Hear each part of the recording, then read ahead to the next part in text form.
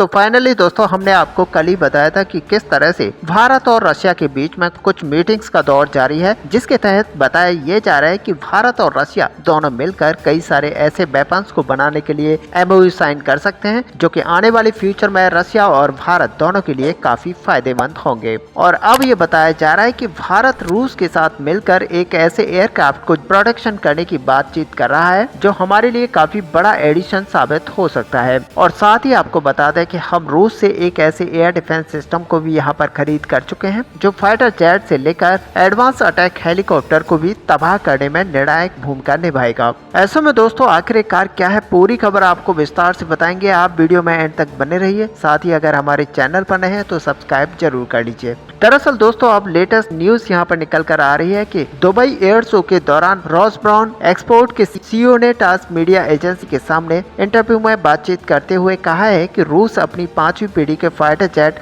Su-57 की joint production और direct delivery को लेकर कई देशों के साथ बातचीत कर रहा है। जिन देशों के साथ बातचीत की जा रही है उनमें भारत काफी ज्यादा अहम है, और ऐसे में देखा जाए तो रशिया उन सारे देशों के साथ बातचीत कर रहा है जो कि अभी तक रशिया के साथ डायरेक्ट डील में थे, जिनमें असल में देखा जाए तो भारत रशिया के सबसे ज्यादा करीब है और भारत ने सबसे ज्यादा डिफेंस का इंपोर्ट रशिया से किया है। और ऐसे में दोस्तों देखा जाए तो Su-57 को लेकर सबसे लेटेस्ट न्यूज ये रशिया की तरफ से बताई जा रही है कि रशिया Su-57 की प्रोडक्शन को लेकर भारत के साथ बातचीत में लगा हुआ है।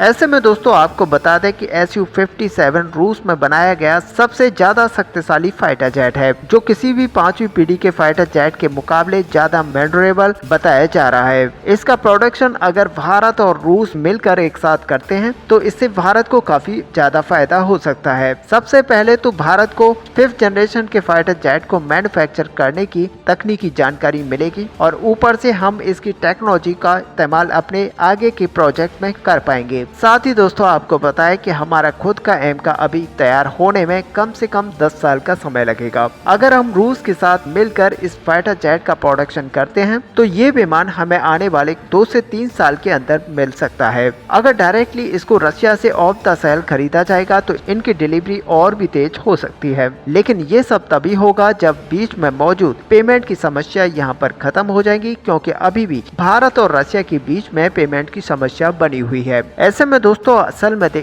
दोस्तों यहाँ पर रूस की तरफ से पूरी कोशिश की जा रही है कि भारत जैसा देश अगर मिलकर प्रोडक्शन में रशिया के साथ आता है और Su-57 को यहाँ पर बनाने में सहयोग करता है तो दोनों देशों का इसका फायदा मिलेगा। और अब रूस को यहाँ पर उम्मीद है कि भारत